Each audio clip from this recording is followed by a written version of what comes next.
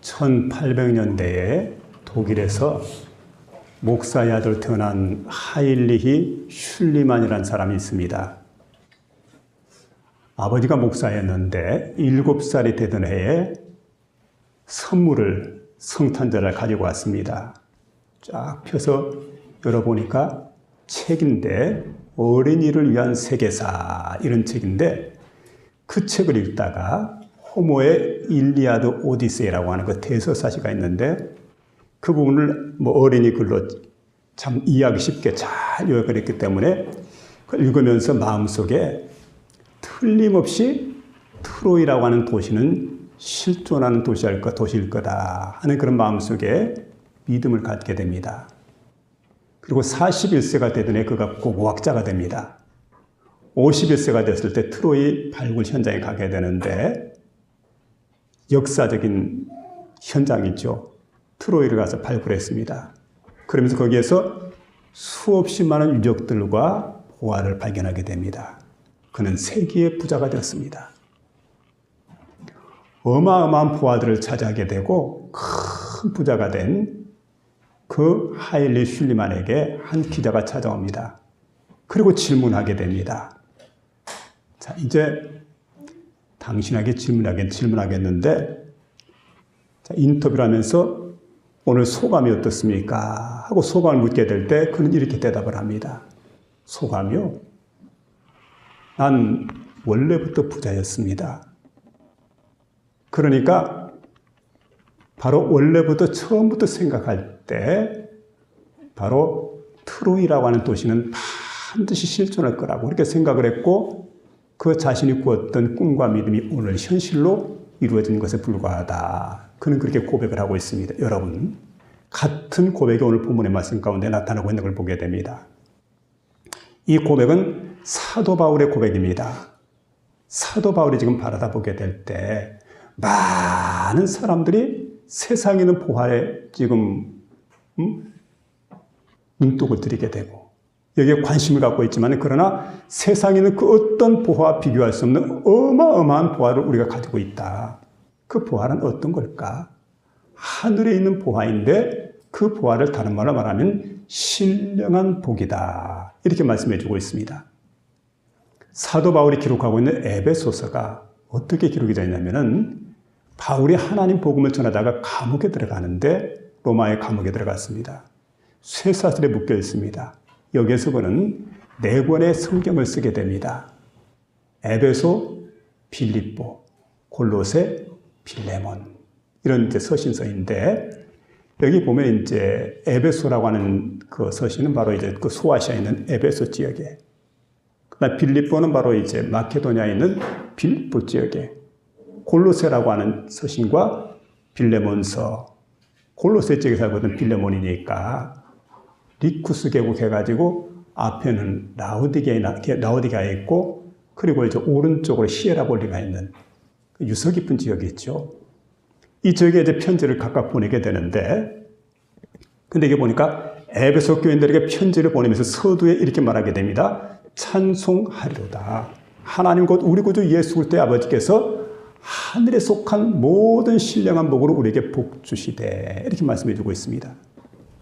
하나님께 주시는 복이 있기 때문에 우리가 찬미해야 된다.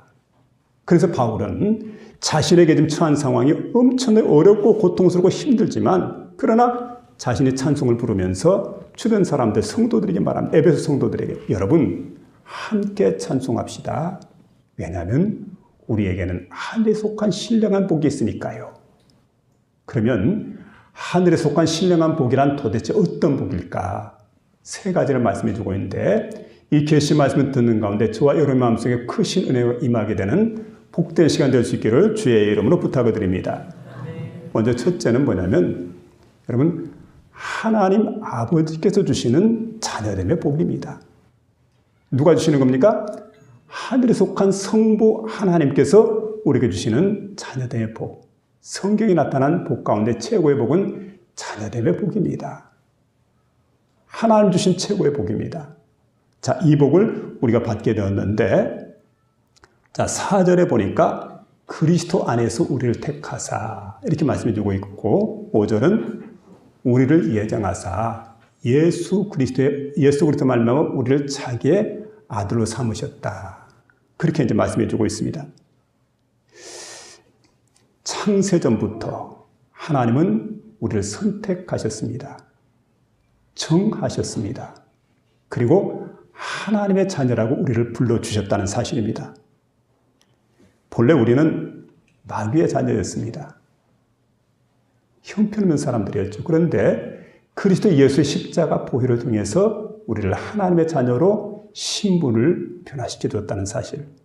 얼마나 귀하고 얼마나 감사한 일인지 모릅니다. 여러분, 우리는 정말 더럽고 추한 존재였습니다. 하나님은 다 아십니다. 그런데 가장 거룩하고 흠이 없는 존재로 하나님 앞에 설 것을 아시면서 창세전부터 미리 선택하시고 그렇게 계획해 주셨다. 성경은 이걸 우리에게 말씀해 주고 있습니다. 우리나라에 지금은 조금 덜합니다만 과거에 보면 많은 아이들이 외국으로 입양이 되었었습니다. 수없이만 아이들이죠. 그런데 외국으로 입양이 되었던 그 아이들을 보게 되면 정상적인 아이도 있지만 병든 아이, 그리고 어떻게 보면 그 장애 아들이죠. 이런 아이들까지도 다 입양을 해갔어요. 근데 입양을 해갔던 사람 그 대부분이 보니까 신실한 그리스도인들입니다. 주변 사람들이 묻습니다. 왜 건강하고 잘난 아이를 입양해 오지? 우리가 그렇지 않습니까? 우리는 입양해 가는 첫째 조건이 뭐냐면 건강해야 돼. 잘난 아이가 돼야만 그 아이를 입양해 가는데 어떻게 병들고 그리고 장애 아이인데 이런 아이들을 갖다가 입양해 올 수 있느냐? 그때 이분들이 하나같이 대답한 얘기가 바로 이겁니다. 예, 우리가 하나님 나라의 양자로 입양됐을 때, 하나님의 자녀로 입적이 될 때, 그때 본질상 진노의 자녀였고 죄인이었거든요. 죄인이었던 나를 갖다 구원해서 하나님의 자녀로 삼아주셨는데, 하나님의 양자로 삼아주셨는데, 내가 이렇게 병든 아이, 장애가 있는 아이, 이렇게 내 아이로 입양을 한 것은 그 하나님의 은혜에 대한 만에 하나 보답하는 길입니다. 얼마나 아름답고 순수한 이야기입니까? 이런 이야기를 하고 있어요. 여러분, 요한복음 성경 1장 12절에 보니까 영접하는 자, 곧 그 이름을 믿는 자들에게는 하나님의 자녀가 되는 권세를 주셨으니 이는 혈통으로나 육정으로나 사람의 뜻으로 나지 아니고 오직 하나님께로서 난 자들이니라. 이렇게 말씀해 주고 있습니다. 누구든지 예수 이름을 믿게 될 때 하나님의 자녀가 되는 권세를 주었다. 이렇게 말합니다. 여러분, 자녀는 권세가 있습니다. 당당합니다. 그러니까 여러분, 자녀들 가만히 한번 살펴보세요. 자녀의 권세가 있는데 아버지 집을 갖다 마음대로 들락날락 합니다. 그리고 아버지가 준비하는 모든 것들을 마음대로 씁니다. 그러니까 새 집을 딱 장만했는데 그 집에 들어가요. 함께 들어갑니다. 그러고 그 집을 마음껏 누리게 되고, 배가 고프면 어떻게 합니까? 냉장고 문을 언제든 열어요. 그리고 맛있는 거 있으면 지가 먼저 꺼내 먹습니다. 누구에게 물을 것도 없어요. 그리고 잠이 오면 침대에 벌렁 누워가지고 잠을 자게 됩니다. 그리고 친구들을 많이 초대해가, 야, 이거 우리 집이다. 와서 마음껏 즐겨. 그리고는 집을 자랑하게 됩니다. 이게 자녀됨의 특권이다. 그렇게 말할 수가 있습니다. 여러분, 사람들은 왜 그렇게 무리하게 행하냐고 아무도 따지지 않습니다. 왜냐하면 자녀이기 때문에. 자녀됨의 특권입니다, 이게. 천국이라고 하는 것도 마찬가지입니다. 우리가 천국의 마음대로 들락날락할 수가 있습니다. 왜냐하면 그곳은 하나님께서 우리를 위해서 예배해 두신 곳이기 때문에. 그리고 천국에 있는 온갖 진귀한 것도 우리가 마음껏 누리게 되고, 그 하나님 나라를 상속받으시는 권한이 누구에게 있느냐? 자녀들에게 있다는 거예요. 우리 얼마든 그 하나님 나라를 상속받을 수가 있습니다. 뿐만 아니라 눈치 볼 필요가 없죠. 필요한 것 있으면 언제든 부모님께 구합니다. 나 학교 갈 때 그 기숙사비 필요하니까 기숙사비 언제까지 내놓으라고. 맡겨놓은 것처럼 얘기하잖아요. 당당합니다. 그리고 뭐 등록금 내야 되는데 등록금 주세요. 그 내가 준비하는 게 아닙니다. 다 부모님이 알아서 자식을 위해서 준비를 해주는 겁니다.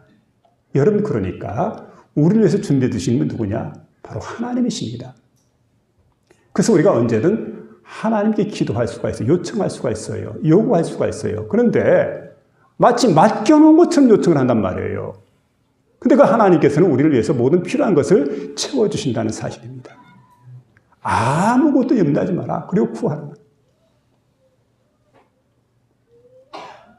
지금까지 너희가 내 이름으로 아무것도 구하지 아니했으나 구하라. 그래야 받으리니 너희 기쁨이 충만하리라. 요한복음 16장 24절에 이렇게 기도하라고 우리에게 기도를 초청하고 있습니다. 그리고 여러분 기도할 때마다 구하라, 찾으라, 두드리라. 그렇게 말씀하잖아요. 구하는 이는 얻게 되고 찾는 이는 찾게 되고 두드리는 이에게는 반드시 열리게 될 것이라고. 그래서 우리가 언제든 하나님 앞에 믿음으로 구할 수가 있습니다. 아무것도 염려하지 말고 오직 모든 일에 기도와 간구로 너희 구할 것을 감사함으로 아뢰라. 하나님께 아뢰라. 그리하면 모든 지각이 뛰어나신 하나님 평강이 그리스도 예수 안에서 너희 마음과 생각을 지키시리라. 빌립보 4장 6절에 이렇게 우리가 말씀해 주고 있습니다. 그렇기 때문에 언제든 우리가 필요한 것이 있다고 한다면 망설일 이유가 없어요. 담대하게 아버지께 나가서 아버지께 요청하게 되면 우리의 모든 필요를 채워주시는 그런 하나님을 믿고 믿음으로 전진해 나가는 저와 여러분 다 될 수 있기를 부탁을 드립니다. 이게 바로 이제 양자됨의 원리라는 사실입니다. 그래서 특별히 하나님께서 우리를 양자 삼으셨다. 누구를 통해서냐면 그리스도 예수를 통해서 십자가의 보혈로 말미암아 그분이 우리를 위해서 태속의 죽음을 죽으셨으므로 그 아들 예수 그리스도를 믿는 사람은 누구든지 자녀가 되는 은혜를 베풀어 줬고 자녀로서 권세를 누리며 살아갈 수 있는 그런 하나님께 주셨다는 사실을 믿고 그 하나님께 감사와 찬송과 영광을 돌리고 이런 신령한 복이 저와 여러분에게 있음을 믿고 믿음으로 고백하며 나갈 수 있기를 주의 이름으로 부탁을 드립니다. 두 번째는 성자 예수님이 우리를 속량하신 복을 말씀해 주고 있는데 7절에 보니까 우리가 그리스도 안에서 그 은혜의 풍성함을 따라 그의 피로 말미암아 속량 곧 죄사함을 받았으니 이렇게 말씀해 주고 있습니다. 속량이라고 하는 단어가 나옵니다. 이건 값을 주고 대사다. 대사서 그에게 자유를 준다. 이런 뜻이 있습니다. 이게 속량이라고 하는 그 단어는 원래 시장에서 성서시대, 그러니까 신약 성경에 기록됐던 시절에 그 시절에 보면은 로마 시장에서 사용됐던 그런 단어인데, 자, 이 단어라고 하는 것은 로마 사회에서, 자, 보세요. 노예라고 할 때, 노예를 많이 가졌다. 이건 신분을 의미합니다. 신분의 상승을 의미해 주는 거죠. 그런데 노예들이 전투를 벌이게 될 때, 외국과 전쟁을 치르게 됩니다. 전쟁에서 승리를 거두게 되면 포로들을 잡아오게 됩니다. 이 포로들이 노예가 됩니다. 아주 고가에 이들이 팔려나가게 되는데, 그런데 어떤 자비하신 분이 아주 비싼 가격에 노예를 사게 됩니다. 그리고는 어떤 날 그 노예에게 이런 말을 하게 되는 거예요. 이제부터 너는 자유다. 내가 원하는 곳에 가서 행복한 삶을 살아라. 만일에 여러분 노예 주인이 이렇게 말했다고 한다면 노예가 얼마나 감격할까요? 얼마나 기뻐할까요? 왜냐하면 이제부터 노예가 아니기 때문에, 이제부터 자유를 얻었기 때문에. 그래서 여러분 이런 은혜를 실질적으로 로마의 자비로운 주인들이 그 노예들에게 이런 은혜를 베풀었다는 겁니다. 그래서 이걸 가리켜서 뭐라고 하느냐? 속량이라고 그래요. 속량. 자, 대속해 주었다는 거죠. 대신 사서 그에게 자유를 주었다. 바로 그와 같은 의미가 있는 게 바로 이제 속량이라고 하는 단어인데, 성자 예수님, 바로 성자 하나님이신 예수 그리스도이죠. 그분이 우리에게 이런 은혜와 복을 주었습니다. 여러분, 죄값으로 영원히 우리가 지옥 형벌을 받을 길밖에 없어요. 면할 길이 없어요. 그런데 그런 우리를 위해서 대속의 죽음을 죽으셨다는 것. 그리고 우리를 하나님의 자녀로 삼아주었는데 믿는 우리에게, 영접하는 우리에게 하나님의 자녀가 될 수 있는 그런 권세를 우리 예수님께서 우리에게 허락해 주셨다고 생각할 때 우리가 여러분 얼마나 감격하고 감사합니까? 1000번 만번 자다가 일어나서 벌떡 일어나서 춤을 추고 노래하고 찬양하고 하나님께 영광을 돌리고 예수님이 아니었더라면, 십자가 사건이 아니었더라면 난 영원한 형벌 면할 길이 없는데 그리스도 예수의 십자가 사건을 통해서 내가 오늘 하나님의 자녀가 되었습니다. 너무너무 감사합니다. 감지덕지하지요. 감격의 눈물을 내요. 말씀을 전하면서도 이게 여러분 생각만 하면 가슴이 복받쳐 오르게 됩니다. 내가 웬일이냐? 웬 은혜냔 말이에요. 이런 복을 저와 여러분이 받았다는 거죠. 평생 갚아도 도저히 갚을 수 없을 정도의 막대한 은혜를 받았다는 겁니다. 음악가 핸델이 질병이 찾아왔습니다. 파산을 했습니다. 그러니까 얼마나 삶이 절망스럽겠습니까? 그런데 더 이상 미래가 보이지 않아요. 도저히 살아갈 소망이 보이지 않아요. 고통스러운 가운데 하나님 말씀이 성경을 딱 펼쳤는데 이사야 53장 3절 말씀이 나옵니다.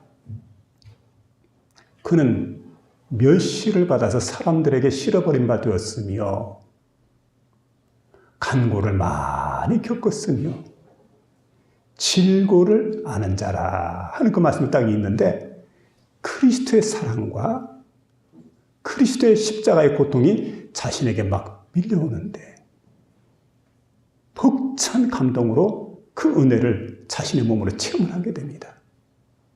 너무 감격하고 감동하면서 그때 깨달은 바가 뭐냐면 나 같은 죄인, 나같이 부족한 사람 위해서 그리스도께서 십자가에 못 박혀 돌아가셨구나. 그리고 그 자리에서 엎드려 하나님께 통곡을 하게 됩니다. 깊은 통곡을 하게 될 때, 나의 고통과 절망을 다 겪으신 당신은 나의 구세주입니다. 이런 고백이 나왔어요. 그 고백을 하고 나니까 갑자기 머리가 맑아지면서 그 머릿속에 아름다운 선율이 흐르기 시작을 합니다. 그래서 그 선율을 갖다 잘 정리를 했어요. 그리고 작곡한 그 곡이 여러분 그 유명한 핸델의 오라토리오 메시아입니다. 본인에게도 은혜가 됐지만 오늘 우리가 그 곡을 들어도 얼마나 은혜가 되는지 모릅니다. 여러분 이 곡 오라토리오 메시아 얼마나 귀한 곡입니까? 주님은 우리에게 소망과 생명을 주시는 분입니다. 우리는 예수님의 십자가의 피공로로 영원한 하나님 나라를 상속받았습니다. 그렇기 때문에 어떻게 됩니까? 피의 복음을 반드시 전하고 살아가야 돼요.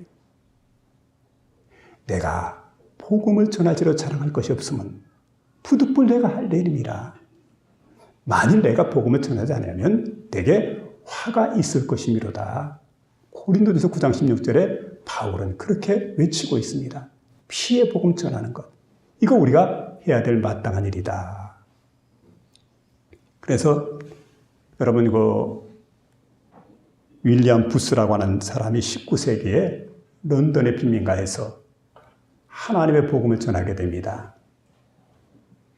그런데 이 빈민가 한참 복음을 전하다 보니까 주변 사람들이 거리의 설교가라고 하는 그 이름을 붙여줬는데 밤거리를 다니면서 보니까 밤중에 어느 사회나 마찬가지겠지만 런던의 빈민가를 보니까 술 취한 사람들이 그렇게 많습니다. 그리고 노숙자가 많아요. 죄와 절망에 빠져있는 많은 사람들이 있습니다. 그들을 바라보면서 그렇게 마음속에 가슴이 아려오기 시작을 해요. 그리고 하나님께 어떤 날 이런 기도를 하게 된다. 오 하나님, 우리 주님께서 저들을 위해서 십자가에 돌아가심으로 저들의 모든 죄를 속량해 주셨습니다. 그런데 저들은 아직까지 그 사실을 알지 못하는 가운데 있습니다. 주여, 나를 보내주세요. 내가 저들에게 가서 이 사실을 알리겠나이다. 그리고 피의 복음을 전하기 위해서 그들에게 나가게 됩니다. 많은 조롱을 받기도 하고 돌에 맞기도 하고 핍박을 받기도 하고, 그러나 그는 이렇게 외치겠다. 많은 핍박과 조롱이 있고 돌에 맞는 한이 있다 할지라도 마땅히 내가 복음을 전하는 것은 바로 나를 위해서 그리스도 예수께서 십자가에 못 박혀 돌아가신 그 고통이 있기 때문에 나는 이 피의 복음을 전할 수밖에 없다. 후세군을 세웠어요. 그리고 자신만 복음 전하니까 자신이 주장하는 많은 사람들과 함께 나아가서 십자가 군병이 되어서 하나님 복음을 전해서 무슬림한 영혼들을 그리스도께로 인도하는 그러한 신실한 하나님의 종이 되었던 걸 보게 됩니다. 여러분, 이런 삶이 필요합니다. 하나님의 속량의 은혜를 체험했다고 하면 우리가 가만히 있을 수가 없어요. 입을 다물고 있을 수가 없습니다. 내가 전하지 않으면 누가 하느냐. 길가에 있는 돌멩이를 들어서 얼마든 하나님은 그 일을 할 수가 있어요. 오늘 하나님 내게 주신 사명이라는 것. 그래서 많은 죽어져가는 사람들에게, 하나님 알지 못하는 사람들에게, 그리고 오늘도 죄 가운데 있는 사람들, 술 가운데 있는 사람들, 절망 가운데 있는 사람들, 그 사람들이 나가서 우리가 할 일이 뭘까요? 피 묻은 십자가의 복음을 말하는 거예요. 예수님께서 저를 위해서, 예수님께서 형제를 위해서, 예수님께서 자매를 위해서 십자가에 못 박혀 돌아가셨습니다. 그 사실을 전하며 살아가는 저와 여러분 모두가 될 수 있기를 주의 이름으로 부탁을 드립니다. 십자가 사건, 단순한 희생이 아닙니다. 속량의 사건이라는 것. 여러분, 주님의 피가 아니었다면 우리 모두가 여전히 죄 가운데 있습니다. 죄종으로 살았을 겁니다. 그러나 이제는 죄사함과 자유, 그리고 영원한 생명을 얻게 되었다. 바로 이 속량의 은혜, 그리스도 예수를 통해서 내게 주신 은혜를 찬양하며 살아가는, 그래서 이런 하늘에 속한 신령한 복을 누리며 살아가는 복된 심령이 다 될 수 있기를 주의 이름으로 부탁을 드립니다. 아멘. 마지막 세 번째는 성령님이 우리를 위해서 인치신 복이 있습니다. 13절에 보니까 그 안에서 너희도 진리의 말씀 곧 구원의 복음을 듣고, 그렇게 말합니다. 그 안에서 또한 믿어 약속의 성령으로 인치심을 받았으니, 인치심을 받았다는 게 뭘까요? 도장을 찍었다. 고대 사회에서 도장 찍는 것은 어떤 행위냐면 문서에 도장을 찍습니다. 짐승에게 도장을 찍습니다. 노예에게 도장을 찍습니다. 예전에 드라마를 보니까 추노가 있어요. 우리 사회에서도 그 인두 같은 걸로 머리에다가 노예를 갖다가 그 자신의 소유라고 새기는 걸 봤는데, 이건 바로 그런 거예요.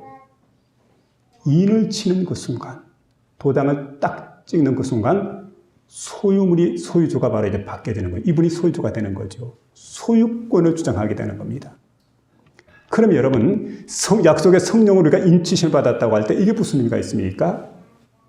내가 그리스도 예수를 믿고 영접하는 순간에 성령께서 우리 안에 들어오십니다. 하나님께서 성령 우리 안에 보내주십니다.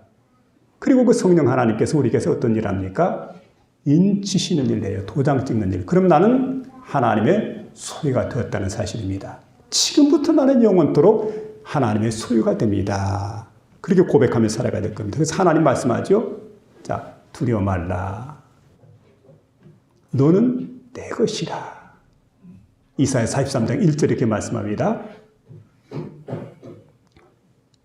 자, 두려워 말라. 내가 너와 함께함이라. 놀라지 마라. 나는 내 하나님이 되리라. 내가 너와 함께하리라. 너는 내 것이라는 거예요. 그러니까 우리가 생각을 해요. 나는 누구의 소유일까?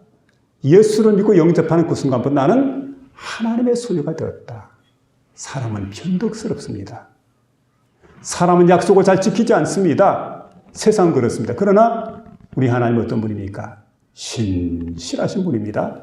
약속하신 바를 반드시 지키시고 우리를 보살펴 주시는 분, 우리를 도와주시는 분, 우리 인도해 주시는 분, 책임져 주시는 분, 그분이 바로 하나님 여호와이신데 그분이 나를 갖다가 너는 내 것이다. 14절에 보니까 성령님은 우리의 기업의 보증이 된다. 이렇게 말씀해 주고 있는데 여기 기업이라고 하는 말이 뭘까요? 하나님의 자녀들이 장차 누릴 하늘의 유업, 그리고 천국의 복, 이걸 가리켜서 바로 기업이라고 합니다. 여러분, 하늘의 유업이 있어요. 내가 받을 것들입니다. 그리고 천국에 속한 복이 있습니다. 이게 바로 뭐냐면 내게 줄 기업입니다. 보증이라는 건 뭡니까? 확실한 약속이에요. 확실히 주시겠다. 틀림없이 우리를 위해서 주시겠다고 하나님께서 우리에게 약속해 주셨고, 여러분 성령께서 내 안에 도장을 찍어 놓았습니다. 성령님이 우리 안에 인치시는 그런 복인 걸 볼 수가 있습니다. 어떤 부부가 너무 가난해가지고 전세만 전전했습니다. 그러다가 새 아파트 갖다 분양을 받게 되었는데 얼마나 분양을 받고 나니까 기분이 좋은지. 여러분, 먼저 계약서를 썼습니다. 그리고 보증금을 냈습니다. 근데 그 새 집에 들어갈 때까지는 2년이라는 기간이 있는데, 근데 두 부부가 얘기를 합니다. 여보, 우리도 드디어 집을 갖게 되었어. 이제 새 집에 이사 갈 일만 남았다고. 너무 기쁘고 너무 좋아요. 그리고 그 새 집에 들어가려면 나를 갖다가 손꼽아 기다려가면서 하루하루를 의미 있고 보람 있게 살아갑니다. 여러분, 이걸 뭐라고 할까요? 이걸 보증이라고 해요. 보증. 하나님께서 우리 안에 성령님을 보증으로 보내주십니다. 우리 안에 성령님이 딱 오셨어요. 그래서 여러분, 천국에 내가 들어가지 못했지만 성령님이 내 안에 들어오면서부터 내 안에 심령 천국이 이루어졌다는 사실을 믿으며 살아가는 저와 여러분 될 수 있기를 주의 이름으로 부탁을 드립니다. 성령님이 주시는 위로, 성령님이 주시는 감동, 성령님이 주시는 기쁨, 성령님이 우리가 주시는 눈물, 모든 것들 여러분, 이게 바로 천국의 모습입니다. 그리고 우리 마음속에 제3의 감격이 있습니다. 성령님이 주시는 평안이 있습니다. 성령이 주시는 하늘의 기쁨이 내 마음속에 가득히 차고 넘치게 됩니다. 그래서 우리가 여러분 천국에 가지 못했지만 그러나 이 땅에 살면서 내가 천국을 누려요. 이 기쁨을 내가 누립니다. 여러분 그렇게 살아갈 수 있는 저와 여러분 다 될 수 있기를 주의 이름으로 부탁을 드립니다. 성령님이 오신 증거예요. 오늘 우리는 신령한 복을 받은 사람들입니다. 영적인 복을 받은 사람들입니다. 하나님 아버지를 통해서, 성부 하나님 아버지를 통해서 하나님의 자녀가 되었습니다. 성자 예수님을 통해서 속량함의 은혜를 받게 되었습니다. 성령님을 통해서 도장 꽉 찍어서 너는 하나님의 소유다.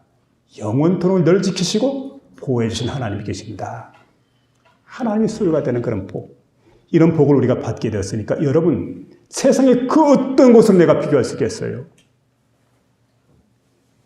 이 사실을 마음속에 깊이 새기면서 이 땅에 우리가 살아가는 동안 세상에 줄 수 없는 하늘의 복으로 인해서 가치관, 인생관, 세계관이 변화되어지고 늘 기쁨으로 찬송하며 영광 돌리는 복된 삶이 이어지기를 주의 이름으로 축원합니다. 아멘.